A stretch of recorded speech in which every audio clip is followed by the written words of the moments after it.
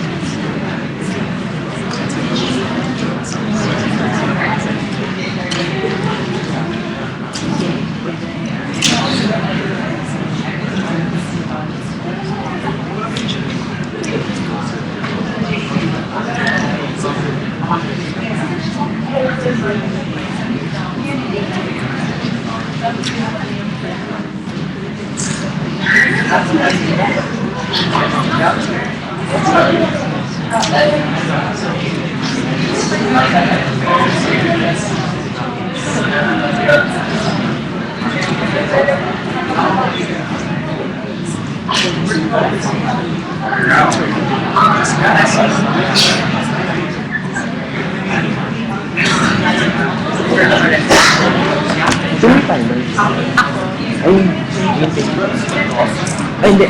Ano ba ito request? Pwede, okay lang ba? Time mo.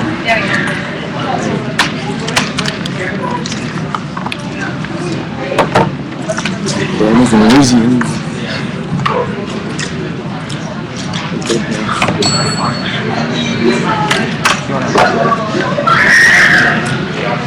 Many audience.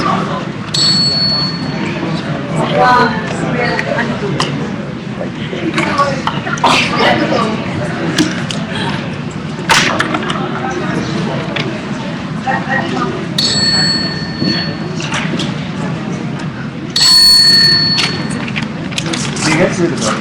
Yeah. Read. How do you know?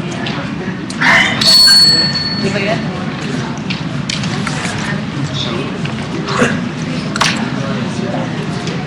Okay, hello. Okay. Congratulations both teams for reaching the semifinals of this year's field.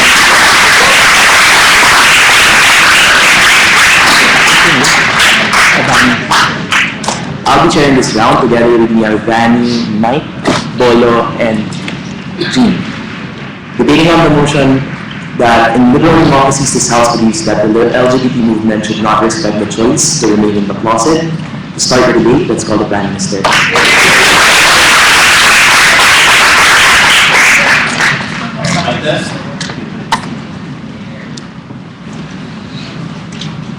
The beauty of liberal democracies, such as the United States, such as France, such as Scandinavian states, is that they have a general acceptance of minorities, such as homosexuals.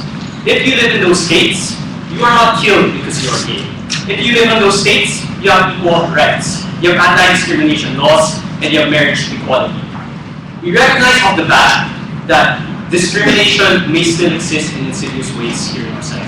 But the only way to mitigate those things and to curb those things is for society to see as many homosexuals as possible.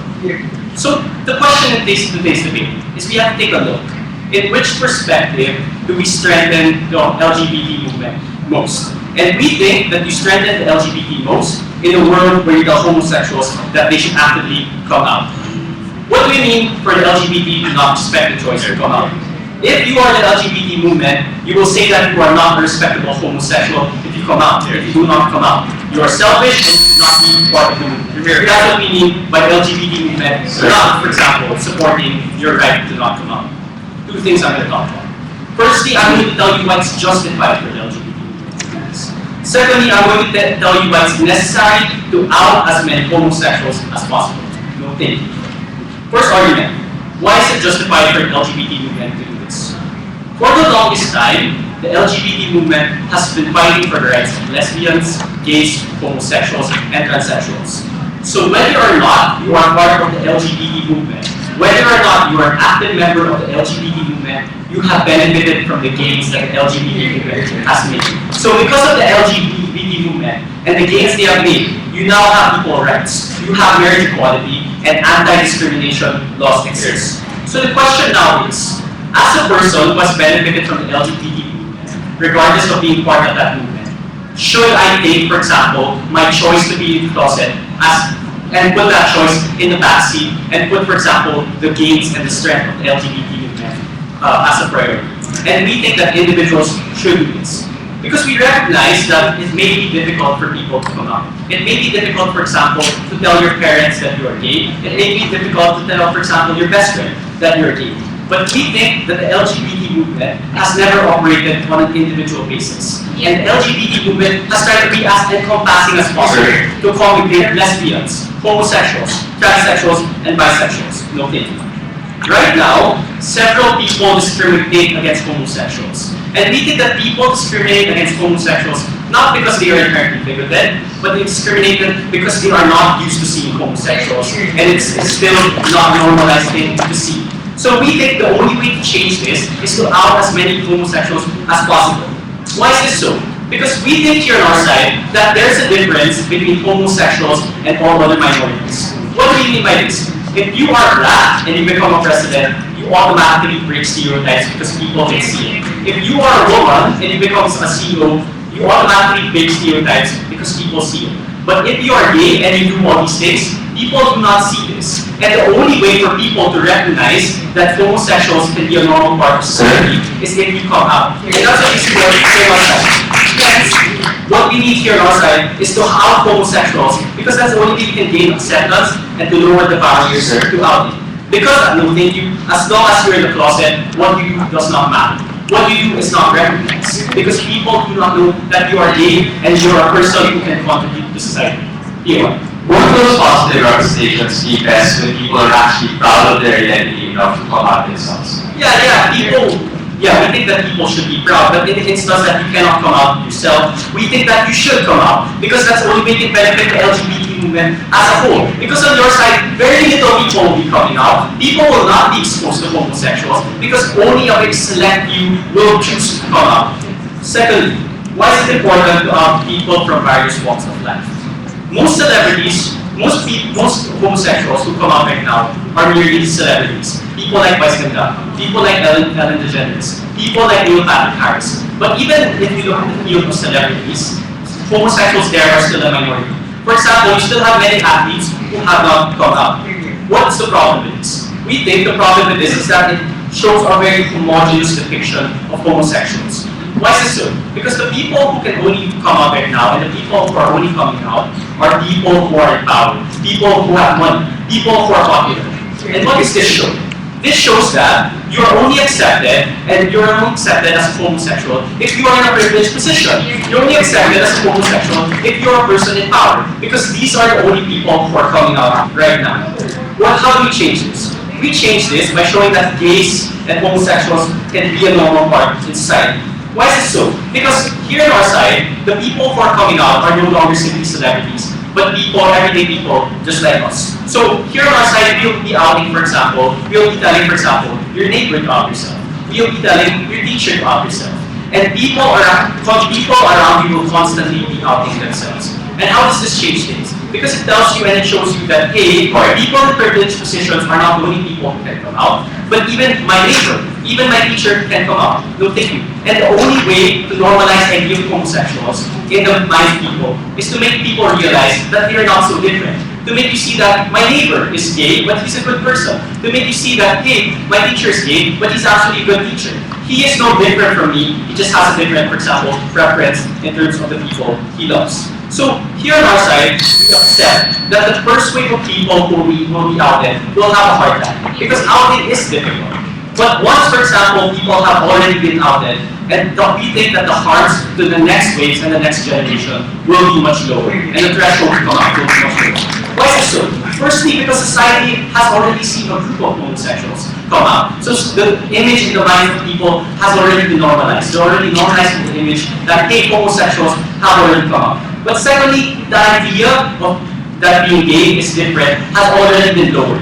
Why is this so? Because you already see that, for example, much other people have already come out here on our side. In contrast, on their side, it's only people in power who will be coming out, and we think that's damaging to the LGBT movement as a whole. So the question in this debate is about weighing, because we recognize that people do have a choice, and people may have a right to want to stay in the closet, but we think that their decision to stay in the closet harms the LGBT movement as a whole. Because on their side, people will only have a myopic view of what it is to be a homosexual. And here on our side, people have a more holistic view of what it means to be a homosexual. And here on our side, we better capitalize on all the gains that homosexuals make, because we actively out them, and people can see what they are truly doing. We're very proud.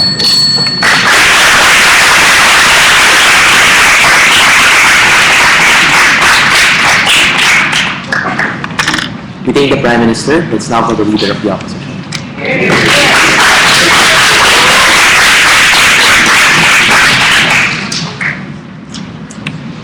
Here? Yeah? They said, your decision to stay in the closet will harm other homosexuals. Ladies and gentlemen, you know this is the same authority, misogynism, bigotry we're trying to fight against. People say, you should not be gay for my comfort. You should not be gay because I'm not ready to accept you as a person, or I'm not comfortable with someone being so different. In essence, what is happening is you're telling someone to make a decision that will work towards yourself. We on the opposition side stand for the fact that people should be able to make decisions on their own without any pressure or blackmail coming from them. Instead, if we choose to become closeted, we will not respect and will ostracize you. Ladies and gentlemen, that is that of the LGBT movement we think is unfair. We have to make sure we're more incapacitated of our bench.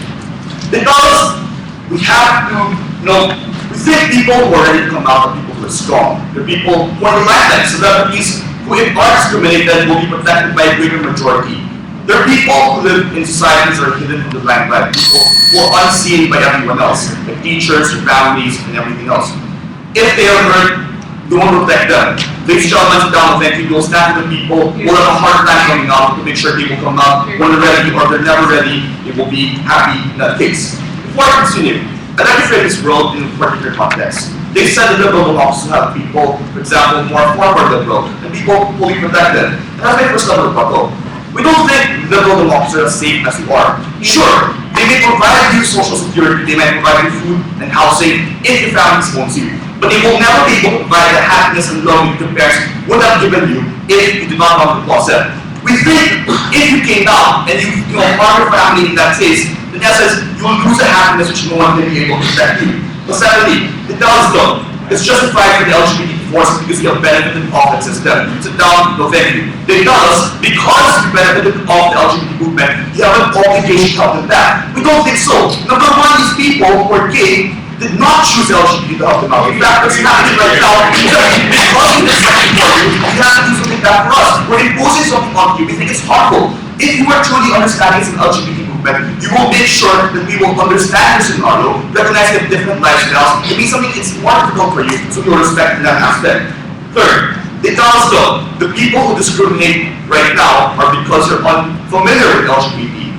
Sure, number one, some people might not be comfortable, but the thing is, I thought this was a bit of liberal democracy, where you frame it as a lot of homosexuals are coming out, some people are safe. We think it's a disconnect in your part, because all your statement telling us, well, gays are being accepted, it's okay for them to come out. While on the other hand, you're telling us, no, there's a lot of discrimination happening, which one is actually true? But secondly, you narrow that definition. We don't think it's true. Maybe some people are discriminating them because they're unfamiliar, but also because of a lot of other things. For example, your old father will never be able to accept you, or some people are just purely concerned with that matter. It's not because they're unfamiliar, but rather other issues you have to get around. Well, thank you. But next is this. It does though. You have all what's right for people to come out. You have to make sure it's as diverse as possible. So people can have, follow you as an example for that matter. Mr. Speaker, if you're a celebrity, you are safe. Because if you come out, you're in the limelight, people protect you. But the thing is, if you have so many other people, for example, your parents or your teacher will come out, what people will see is that you will be discriminated and you will be wrong. We think this has a chilling effect. If you find out someone who you respect is gay and gets discriminated by society, what more you? We think that to make sure people can come out are sure they will be safe, and so other people will find inspiration in them. We think it's more likely that if people come out, they will get hurt, and they will send messages in fear to everyone else who might not come out. Yes. On your side, only celebrities and powerful people will be coming out. How do you provide a more holistic view of homosexuals on your side? We think if people are not ready, then they should be quiet, because they have to work their way up in this misogyny flow. But when they come out, you can bring out their story and say, I am gay, but I'm still able to do this, and then you send inspiration down to the normal people and everyone else. Lastly, it does help us to help future generations. We think right now we have about 80 fought against. Only Cupid is one thing against people, who are misogynistic or bigoted. Other people are able to do that. We think society will reach a point where we're more open to gay people and homosexuals. We think it's more than important for you to harm individuals if you have a safer option that's sure without harm. Before next, I'd like to take round proceed to my argumentation. Without you, I'm going to run through two things. One, on why we have to respect individual choices. And second, why they're possible harm hurt people. Let's tackle. Because we have to respect individual choices because we have a balanced perspective. There are unregulated spaces that the state will never be able to regulate. For example, sure, they may regulate your rights in terms of food and physiological needs, but they will never be able to provide the love and care your parents have given you. So in this case, you have two options. I may value myself being homosexual, but at the same time, I value my relationship with my father. And we tell you, in that case, you're imposing a value on them by saying your relationship with your father is less important than your relationship with your parents. Just for example, I may like my father, so I will try to hide certain things about myself. Even non-homosexuals face the same thing. For example, if you smoke, if you drink, or if you have unlawful sex, you will still hide it from your parents. The same thing will apply. Straight people will have things they won't want to hide from their parents. The things will apply to gay people as well. If they want to hide from their parents, make sure their parents will love them, then you should respect them at all costs. Because that is a normal part of trying to make sure harmonious relationships will be put in place. Sit down, thank you, and we think you doing it will harm the harmony of the people who want it. But secondly, we know that the decision not to come out is also a form of imposition by the misogynist world. But the thing is, on your side, you're trying to counteract that thing by saying you have to force to come out. In general, people have to navigate through life with a lot of different impositions in their value, and people have to find out different pressures. As an LGBT movement, we respect the fact that people are able to make intelligent decisions for themselves. And we tell you, the LGBT should be able to respect it because that's what they stand for. Given a certain scenario, are you happy with who you are? You have to be happy. Do not care about what other people think. And if you're able to make an intelligent decision, we think it's fair. Lastly, why don't we hurt people? What happens right now is telling them to give them a value, that leading them to a particular idea. You're saying, that a life as an out homosexual is far better than whatever you like to have right now. If you're going to blackmail them into this idea, in essence, it's not full choice. In fact, more likely, homosexuals will come out when they're not ready and we're not happy, and then they will live in misery. We think you blackmailing them the choice is not free choice, and then yes, it will be stand for it. You have to respect individual choices. We think it's going to harm them that way. But secondly, they're willing to use people's social blackmailing that. Sure, you need to come out and you need to hurt yourself and sacrifice yourself, but make it easier for everyone else. We question. Why should we pressure individuals to hurt themselves to benefit from other people? We have to make sure we are able to protect ourselves, to make sure people cannot use this social backlash for the motive of other people. We stand by this with opposition. People will have different stories and different narratives. You have to respect that and make sure they will live safe and they will come out. We don't want to impose anything on them. Thank you very much.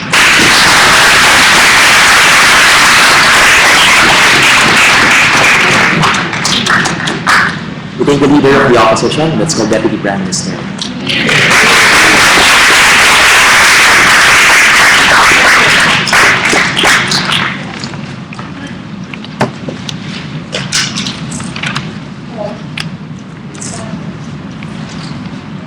The main frame that Weston did not engage with is the fact that we are not just looking at this from an individual perspective, but the fact that the LGBT is concerned about the greater good and greater majority of homosexuals. That's why we told you in some instances, it might be true that it might cause some more harm from some individuals as compared to others, but what we would say is that on balance, more homosexuals are benefited. And that's what the LGBT movement is all about, right? It tries its best to be encompassing about all individuals, but at the point in which there are conflicting narratives and conflicting values, we try to protect as many members of the LGBT never responded to, because he just wanted to deal with it from an individual perspective. The problem with Weston's case is that he never told us how or when people were going to be ready. Because it's difficult that these people have conservative parents, that they're always going to be faking, that they're always going to be biased. The question is, at what point can these LGBT movement or members liberate themselves from being in the closet? Because if your parents are ultra conservative, if your parents are so biased, then there's never going to be a point where you can express your identity. And that is definitely helpful because your identity shapes a big part of who you are. We understand that your family members are also important to you, but we need to weigh at this point. Where are you more likely to change the decision of your family members for accepting who you are? Now, if you're from a world where they do not even know what kind of identity you have, or is it in a world where you have an LGBT movement telling people to come out again and again, which means that your parents are more likely to see that you are not so different, that you're not such a alien, that maybe we all accept you because like everyone else, you are also a human being. We think that if you are concerned about your parents' perceptions about you, that's more likely to change under our model as opposed to having a lie with your parents. No thinking. The second thing he tried to accuse us of is that we have this contradictory environment. It's either discrimination or no discrimination exists. Again, Weston has a listening problem. Because if you take a look at Nico's case, what he told you is that in liberal democracies, there is less discrimination, less overt discrimination, right? That's why you have social institutions that exist. What we told you is the type of discrimination that exists in liberal democracies are more insidious forms that are more likely to be fixed at the point in which they can see that homosexuals are working with them, that they can see that their neighbors are homosexuals as well. That is again another argument that Weston did not respond to. The last thing Weston asked us is, how can you be sure that these homosexuals are going to be safe when they out? If it is about safety, we tell you that liberal democracies already have institutions where you can sue for anti-discrimination law, where you can protect them from hate speeches. So, a-priori safety is something that exists on our model. But if you are talking about emotional safety, we think that's something both sides cannot assure anyway at any point in time. But what we are suggesting is when you change the calculus and the mindsets of people by showing them that more homosexuals exist, then that's when they're more likely to live in an environment that is safe. Go ahead, Weston. Now, the state will never be able to recreate the father's love for you when you come out. You feel like they should get like this emotional place which you do not answer to. Okay, so it was this view I said the state will never be able to protect you. This just shows that Western is in the wrong way because we're not talking about what the state should do, but what the LGBT if you really want to talk about the state also gives you benefits like protection, which you did not ask for, but because you benefited from it, you need to give back to the state. Because you can check us on topic, you can see you. Because you see that the LGBT movement has given you marriage equality, has given you equal rights, then you ought to give back because now you have a choice to subscribe to this right, which you didn't have before. Again, something Western League did not respond to. The first thing I want to talk about is how it's more likely that these homosexuals are to be liberated under one. Because what we need to recognize is that no one enjoys being a closeted individual. To hide your true sexuality is that enough to hide your identity. If you enjoy being a closeted homosexual, then you wouldn't want to be a homosexual in the first place, right? Because that just means that you can't love the person you want to love. You can't express your own preference, no thinking. So no one enjoys or no one wants to be in the closet because you feel trapped within your own body. So what we think is that the LGBT movement ought to save you from this kind of misery. We understand that the LGBT, that coming out is scary, but it will never be less scary if your friends and parents are bigoted, no matter at what point you come out. But at least in our model, you can change that this day when you have more individuals saying that I am gay as well, that maybe you should accept yourself. So at least in our model, we're saving them from the misery of being trapped in their own body. But secondly, I want to tell you why staying in the closet actually forwards homophobia and why our policy is more likely to liberate them. Because when they stay in the closet, what is the narrative that it forwards? That by not coming out, gays are furthering the perception that there is something wrong with homosexuality. You do not want to admit that it is a part of who you are and who you love. This is precisely the rhetoric of those who are bigots, that there's something fundamentally wrong with your identity. You allow them to be able to confirm their bodies by saying they can't even swallow their own identity. If they can't accept themselves, why should we respect them?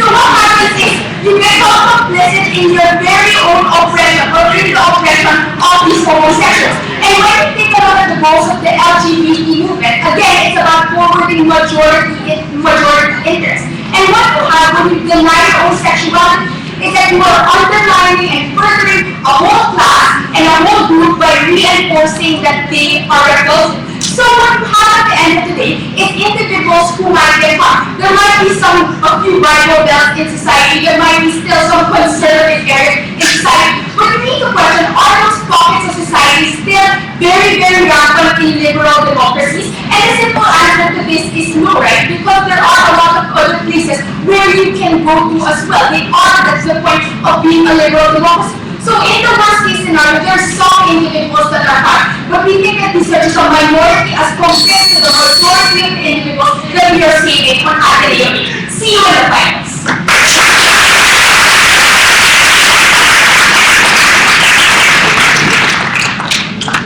Thanks, TPM. Let's call the Deputy Leader of the Opposition.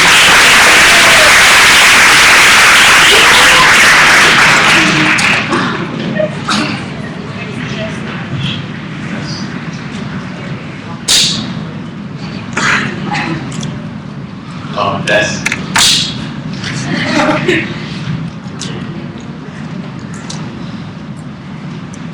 George Orwell's 1984 tells us the story of a man whose every action, every minute of his life was watched. What he did to fight constant unease, constant pressure, is to stand in a corner where no cameras can see him.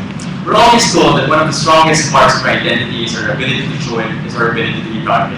But sometimes we think one of the most important parts of our identity is retaining the space for ourselves to be a human, for ourselves to respect ourselves, and to not need the validation of identity. This is value where government thinks they're winning. This is a discussion about acceptance and normalization, and why ultimately you're not winning this game. let's ask a question. How do we get normalization of acceptance? The main argumentation and the main premise coming from government side is that we only see homosexuals who are famous and we only see homosexuals who are prominent. Which we say the most intuitive response to this is it's obviously not true. We see individuals exactly because we live in a liberal democracy like we do, wherein you're not being oppressed, where you're not being killed the moment you admit you're gay. Then we also see other non-prominent individuals who come out as gay. We see protesters, we see our neighbors, we see guys you don't know. But even when we only see celebrities, we've yet to see why celebrities are an insufficient way for you to be able to relate yourself and you're able to see yourself as people. You see, what's great about celebrities is that people identify with them. People identify with George Takei when George Takei said it's okay to be Takei. So we say ultimately, even though these individuals are celebrities and prominent, people still look up to them, people still relate to them, and people can still bet their identities in how they are handling themselves based on these celebrities, assuming our worst case. But what we would say furthermore to bring this issue home is that the acceptance of individuals is not just relying on whether or not you see them, but whether or not you see them positively. This is something a lot of homosexuals, but you see a lot of homosexuals which are ultimately proud of themselves. The moment you ask individuals, you're going to say, no, I'm not gay. Because these people will still be afraid of being ostracized by their parents. These people will still be ultimately afraid. So the people you want to claim as icons, the people you want to claim as the beacons of your movement will deny you. And the positive representation that is ultimately necessary for acceptance is never going to happen. Remember, the conclusion of this discussion is, we don't just have to defend. They get to defend why. Just seeing people means accepting these people.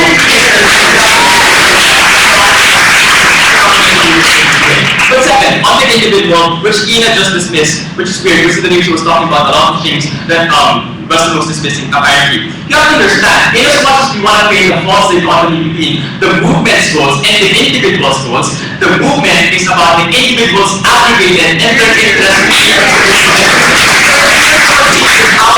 but the individuals are given some protection and given some ability to be protected from those discriminations, then we already been part of the movement debate. But what you have to understand with regard to responsibility is they get to defend why ultimately just because they gave so much to you, then ultimately you have a responsibility to be able to be heard for them as well. What I'm going to bring in as new analysis is this. You have to understand that every individual who's ever fought for the LGBT movement is an intersectionality of multiple identities. Meaning the LGBT people who are fighting for us right now are able to fight because they are born in liberal households, because they are strong, and because they are rich, and because they have the financial capability to do so. The fact that other people do not, the fact that other people might not have the same strength, the same financial capability, doesn't mean that they aren't deserving of our respect. And rather, respect, they are born in the fortunate position of having the capability to be able to fight means that we should extend the same rhetoric to those who are incapable of fighting in the first place. Martin Luther King did not speak for the emancipation of blacks who were strong enough to protest. He talked about the emancipation of every single black, no matter their station, no matter their household. Thirdly, on Ina's argumentation that they're going to forward the narrative that there's something wrong about these gay people and therefore that's bad. The weird premise of this is you are going to know if individuals are in the closet, but the fact that they are in the closet means you're not going to find out if they're in the closet in the first place. There's nothing wrong about them because you've yet to find out if they are gay in the first place. That's the end point of remaining in the closet. But even if we say that we are still forwarding the narrative, we'll see we're particularly fine with this because these narratives are colored with cultural and religious reasons in nature. For and we say that these cultural and religious reasons are unassailable and extremely difficult to be able to challenge in the first place. Just because, and this is the middle analysis that they get to point out, just because you see a gay man doesn't mean that ultimately you're going to challenge the notion that there's a narrative that there's something wrong being gay in the first place. I'll tell you why. How will then these homosexuals ever be ready under your model? Okay, that's a question that she asked and that she wants to be able to ask again. But we say we don't have any planned position because our main plan is that the individual should ultimately decide. The individual, no matter how only the individual ultimately gets to decide on his own terms, on their own terms, ultimately whether or not he is ready in the first place. Let's go on to my spicy extension.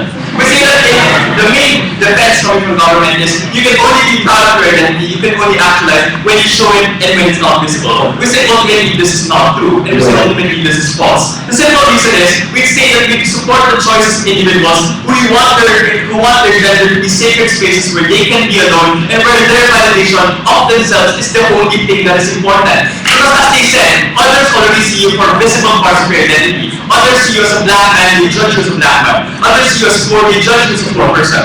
But you still have the space to make sure that others will never see you for being the great person that you are. Government portrays this as a weakness. We say coming from opposition, this is actually one of the best ways to make sure that these people manifest themselves and have a safe space by which they can manifest their identity in the first place. Why? Because the moment you are outed, the moment others see, the moment people infuse the judgment in your decision to be gay, or in your consideration of yourself as being the ultimately, then your perception of yourself as gay is colored by the tangible implications. You can no longer celebrate yourself as being gay, because you being outed as gay has led you being discriminated in the workplace, has led you being ostracized in the workforce. When there's a choice for these individuals to retain that space for themselves and say, I'm gay in my own right, I'm gay in my own thoughts, I'm gay in my own brain, I can browse gay porn whenever no one is watching me. That's when individuals can ultimately, truly be happy. For government to be able to win this debate, you have to be able to defend three things. One, why the individual should ultimately be ostracized and left alone in terms of movement debates, because last time I checked, movements are just composed of individuals. Secondly, when you even talk about movement debates, it should be about representation and not just positive representation. And thirdly, this ridiculous notion that Ina wants you to believe that just because you're in a closet, you're ultimately unhappy.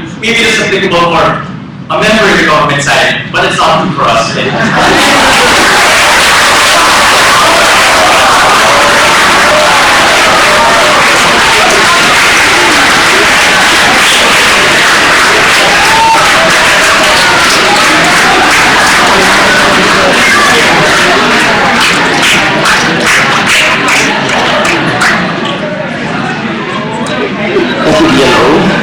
To sum up governance, it's called government good.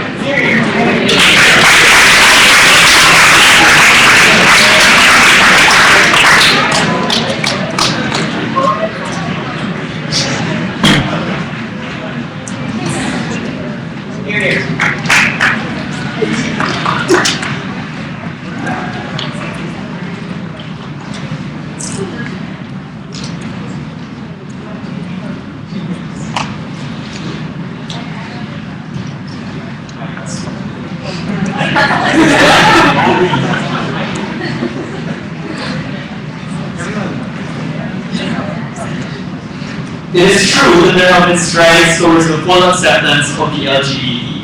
But as they enter into a new stage or a new battlefront, relying on the same becomes insufficient and new strategies must be deployed. For the LGBT, after they have advanced the recognition of their gender and the push for more rights, they've entered the front of insidious discrimination and stereotypes, and privilege. And just as the feminist movement revolutionized the third wave with strategies like slut walks and radical protests, so too must the LGBT revolutionize, and this is the best way to do so. But regardless of the choice of these LGBT individuals, choice never exists in isolation. And the moment we the idea that homophobia is okay, the idea that other people should also be in the closet even though they're not happy being in the closet, we think that's when it harms other individuals because of your own individual selfish choice. There are two issues to address today.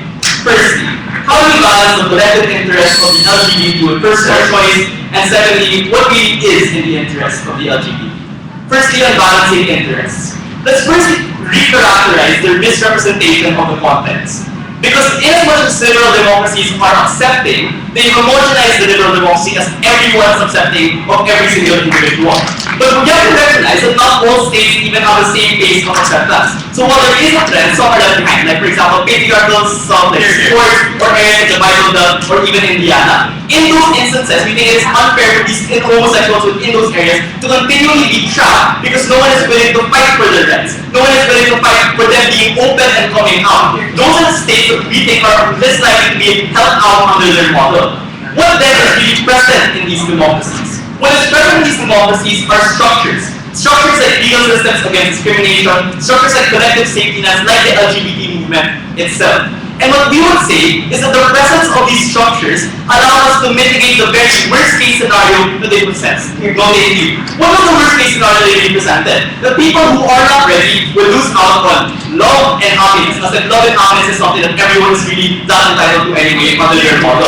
What we would say is the very fact that we have structures, like for example, legal systems if you are discriminated. Like for example, the safety net of the LGBT movement being there to back up once you are outed is something that allows to mitigate those worst case scenarios. But comparatively, they never really were able to mitigate the worst case scenarios of other individuals who are unable to make choices that they continue to defend.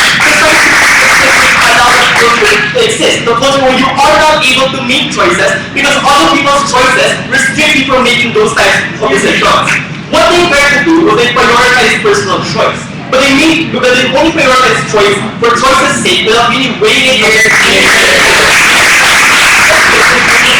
us to defend. No thank you. And through that, yes, we do think they need to be social battering rams because otherwise they perpetuate a culture of homophobia that affects other individuals. What do we try to do by defending choice? They said that choice is simply what allows you to dictate the space to be the human you want to be, coming from the UMR. Three responses.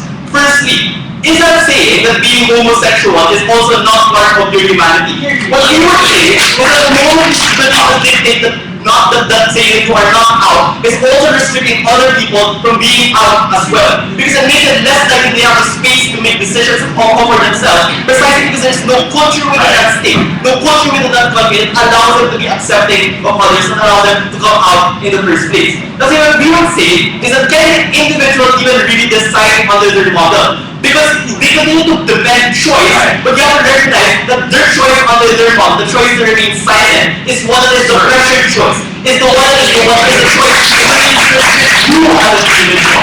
No thank you. And really that's why we have to allow others to come out in order for you to even make a choice in the first place. That's how we're actually better able to defend individual choices. That's why comparatively, we think we should be able to prioritize collective interests. Because otherwise, you continue to allow more complicit, you continue to be complicit to harm. Like for example, stereotypes, like for example, homophobia. Other individuals will continue to be oppressed, and we think it's the LGBT's responsibility to allow as many people to be accepted, even though it may come at the cost of some people being harmed, which can be mitigated anyway under our model. We have to be able to allow more people to be accepted before we move on. The main assumption of your speech is that government is the only way to accept us. How are you going to respond to how most likely the representation will get is negative versus individuals who deny that they're gay? And this is what leads to the second issue. What really is an interest of the LGBT? If they continue to deny that they are gay, firstly, what then becomes the harms on any way under their model? Like for example, the idea that they will not be loved or will not feel happy. In that instance, well, they will be loved and happy because apparently they're denying that they are gay. There is really no harm, they do deny it under their model. So we must try to understand the type of case. But what really is in the interest of the LGBT? They said what is really better is that you out yourself. Inasmuch as I think that may be the best case scenario, the question is what is the likelihood that you will even out yourself in those areas, in areas where it is unlikely that people are willing to accept you.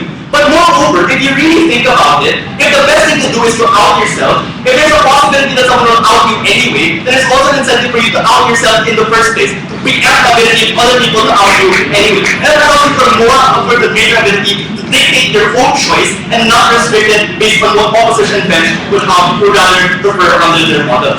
But secondly, they told us that seeing is not really accepting. So in as much as we have a lot of homosexuals outed, for example, it may be put in a negative spotlight coming from DMR. This is not engaging with the model that Nico already presented. It is not so much that you're just seeing other types of homosexuals, but there is more, it is that you're seeing a lot of homosexuals. There is power in aggregate. Meaning, for example, if you have a lot of outed homosexuals in the Bible Belt, it is easier for you to recognize that it is no longer as discriminatory in that Bible Belt in the first place. And there are other people who can be accepted, even though it's already accepted in other areas. That's what we would say is in as much as there may be backlash initially, the fact that we'll have aggregates, the fact that we'll have people who are more welcoming already because you have changed that culture and you have radicalized it, it is easier for you in the future to become more accepted. Because even though it may be seen in a bad light initially, it is something that has always happened governments anyway in movements, but they're able to overcome precisely because they come together and accept one another. And under their model, you are unlikely to ever come together precisely because you are not able to make those choices. Precisely because you continue to silence yourself and do not even want to support the LGBT movement in the first place. And in those instances, we think the LGBT movement is worse off. For all these reasons, we're proud to propose.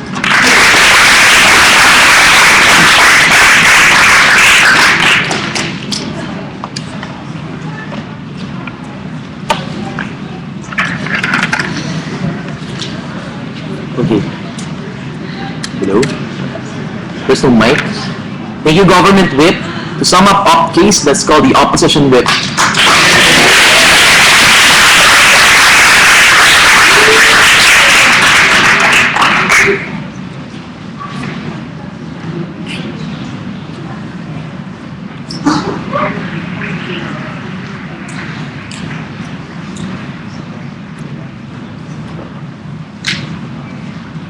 I want to be able to answer two questions off the bat. One, where do we really protect the weakest of the movement? Because government really wanted to forget about those who are too weak to come out, those who are not yet ready. But second question is gender the central aspect of our humanity? And this is where we really construct what sexuality the LGBT movement should be defending and whether or not it's valuable to defend those who choose to stay in the project.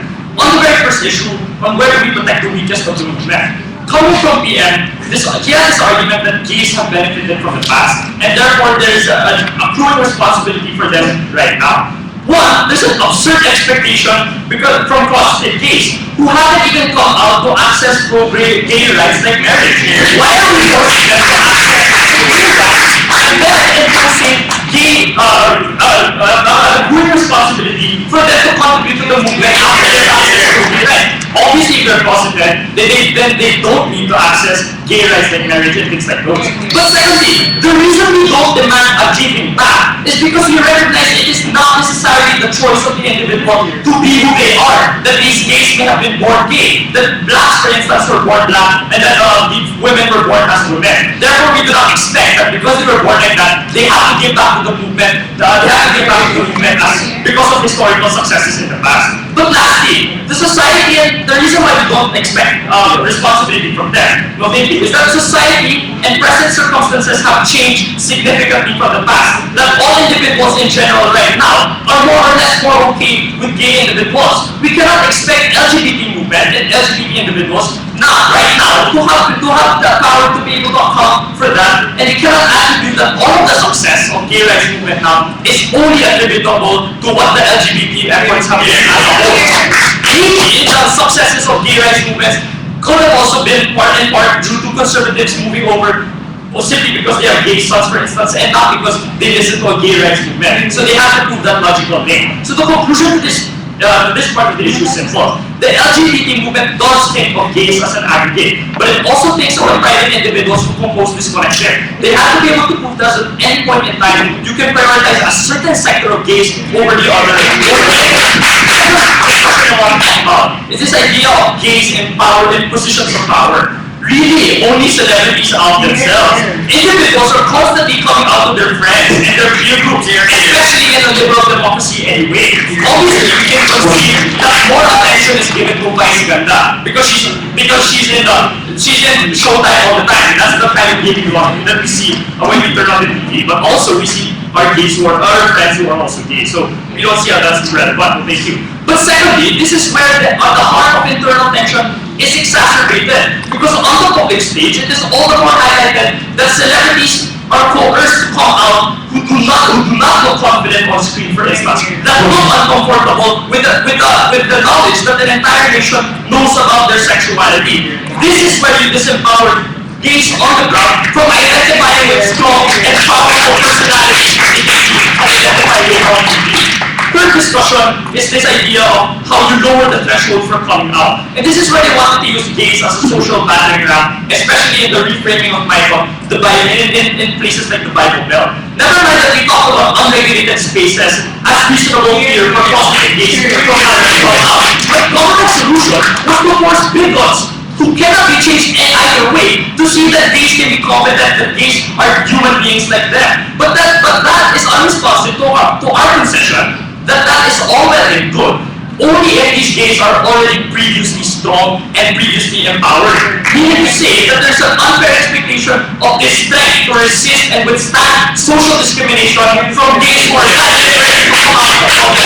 Why are we placing a double standard on them? There was no answer from them. Furthermore, if these coerced homosexuals have to deal with a conflicting identity vis-a-vis social discrimination, how realizable is their benefit? This is why they are kept on reiterating the idea of positive representation, that you can help them on their model, but if they continue to deny it, if they continue to regret their own homosexuality because of the discrimination that they perceive, then you're not going to get the benefit of the government is contributing. You already explained that this backtracks the movement because that is where the public sees that the movement is forcibly claiming its members' choices. The only value coming from them is this idea of an aggregate.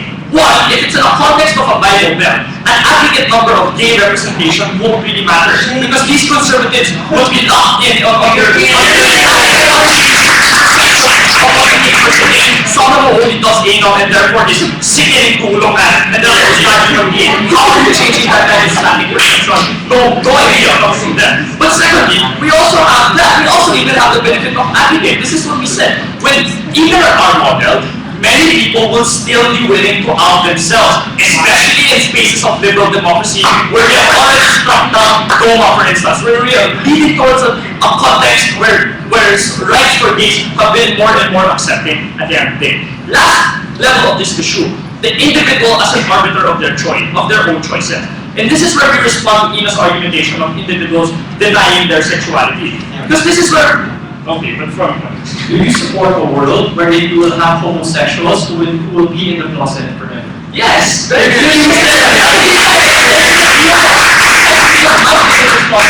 have to bring it out. Individuals are the little voice. You have to understand that they can perceive themselves as staying in the closet as a value in itself, that it doesn't necessarily come from pressure, and they have to respond to that best case. But here's the picture. Even if they make these choices to stay in the closet purely because of pressure, the simple fact is the movement cannot assume the validity of that choice on a blanket scale. It cannot assume that you probably made that decision out of pressure. Maybe you made that decision because it is a value. Therefore, they cannot justify why on a blanket scale, they can assume the choices for individual gay members of that movement. Last issue then, is gender the central aspect of our humanity? And this is where Leomar discussed and unresponded by Mike, the idea of social validation versus self-validation. We want individuals to retain private spaces in which they are entirely content with being privately gay. That they do not need to tell people that they are gay and force people to accept them. Because they understand that they do not need societal acceptance for their gay. That the only way to practice social themselves that they are gay, that they are human, and that they deserve the same kind of rights that everyone else has in the first place. So in a sense, we say that the gender is sometimes might be the only aspect that for some individuals with the drug of intersectionality. This is where we talk about, for instance, poor black men who are gay. This is where we told you that in the universities we're okay that they stay closeted forever because that might be the only thing left for them.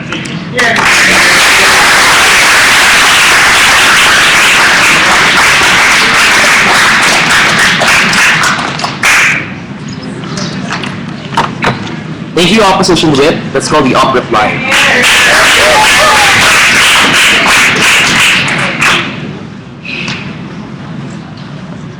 You will not be able to wipe this smug grin off my face in the same way that you will not be able to rob us of the semi-final. I'm going to have several issues as to why this is obviously clear opposition. So first, you can say that government was extremely unnuanced in this particular debate. Understand, they defended things like, we defend the value of aggregate, recognizing the value of everyone being recognized as individuals who are homosexual. Even if, consistently we told you, that obviously not the only gay people, or not the only gay people who see will be celebrities. You'll also be seeing gay people who are your neighbors, you'll also be seeing gay people who are normal, quote-unquote, like doctors and from other stations of life. So the main assumption coming from government side is a sort of homogeneity. They were talking about only homosexuals who consider themselves trapped in their bodies. They were only talking about homosexuals who are not helping the movement or essentially hurting the movement in the first place. Repeatedly, already told you how our brain was the most accommodating. Why? Because if you're a homosexual who believes that your validation can only come from being respected by others, from being accepted by others, from being seen as a proud gay man, then you're perfectly accommodating for you. Because no one coming from opposition side will tell you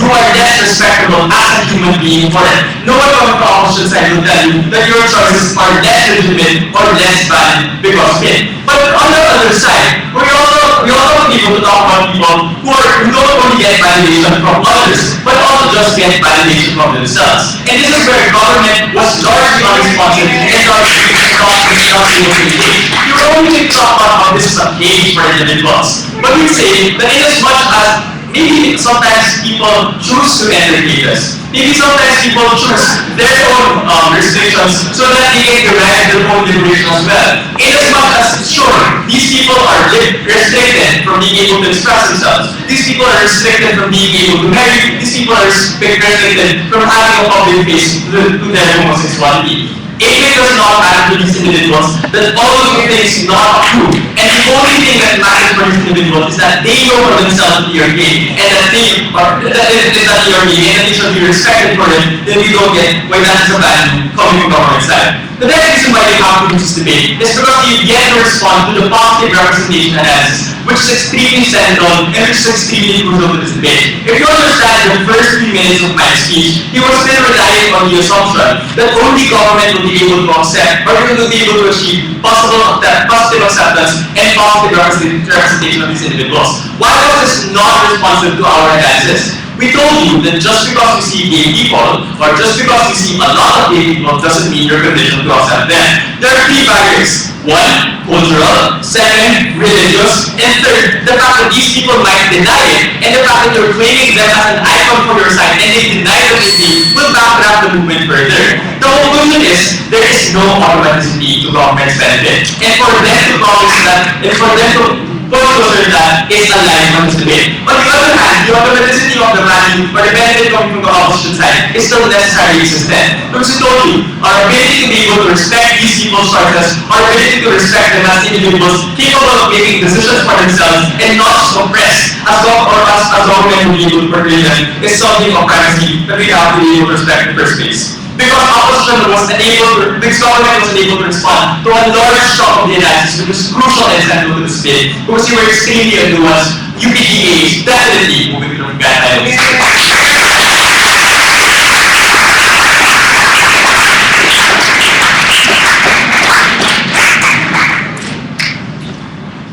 Thank you all for applying. For the last speaker, Governor replying.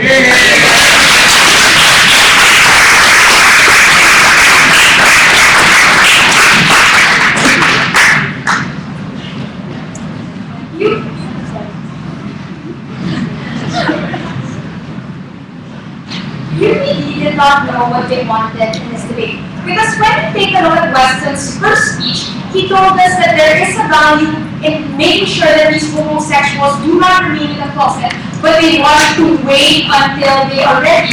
Because that's when they recognize that people get the optimal benefits. Yes, that's what you said, Weston. But when they came up here, he told us that maybe it's perfectly fine that they can stay in the closet forever. Told us that they will try to change the environment and they will try to have more anti-discrimination laws so that people will be ready. There is a recognition that generally homosexuals want to be liberated from the closet that existed between the case of Weston and Leomar once again. And on top of this, they never really operationalize how families that are conservative will ever change under you want these homosexuals like Weston, not Weston. And how they do that is to show their parents that they are not so different, that they are not so foreign. And we told you that acceptance is more likely in our model when you have more of them being able to come up. It is true that it is imperfect, but at least it is more likely that when you do not even recognize and you cannot accept it from the case. So Weston's first value is that acceptance is important. They never showed us how they go forward in acceptance. Only Ateneo was able to do that. But more than that, they were super inconsistent. On one hand, they said that you cannot force homosexuals to come out because a liberal democracy can still be a scary thing. That you can still have a lot of discrimination that exists. But Fox suddenly said, it's not so hard to come out anyway. That's why we see so many homosexuals as well. So, on the first premise, if it's so hard to come out, then Nico's argument on the way we change perceptions only when you show people on the ground that homosexuals can coexist with you and you know more homosexuals is more likely to fly in this debate. But if we have to believe Fox's environment where it is so easy to out these homosexuals and it's so easy for them to come out, then all the harms that Western and Neo were talking about them being discriminated, them not feeling love, is unlikely to occur.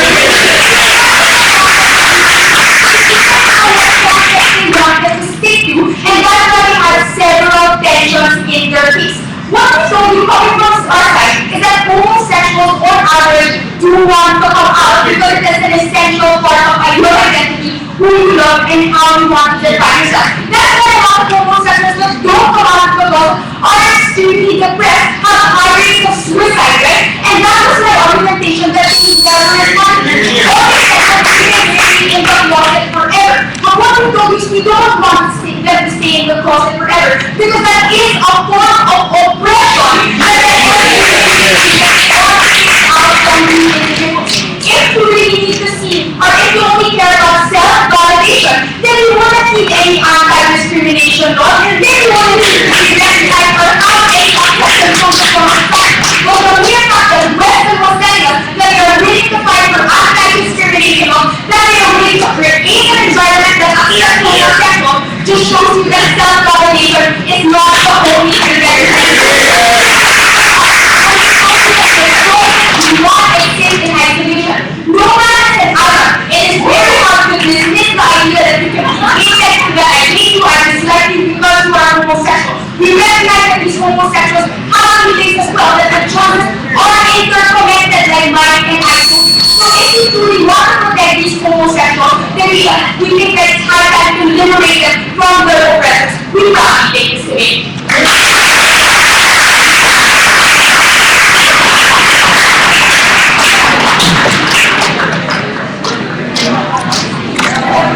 How many minutes around 10?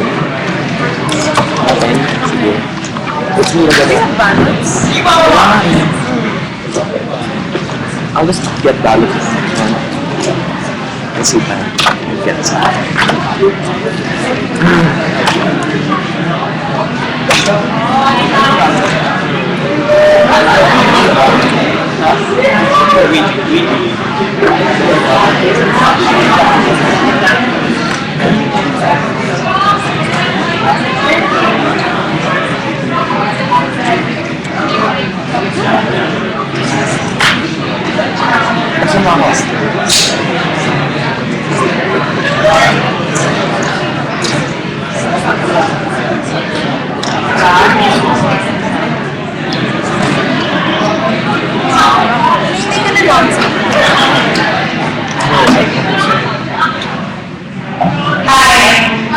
I'm still receiving names for the championship dinner.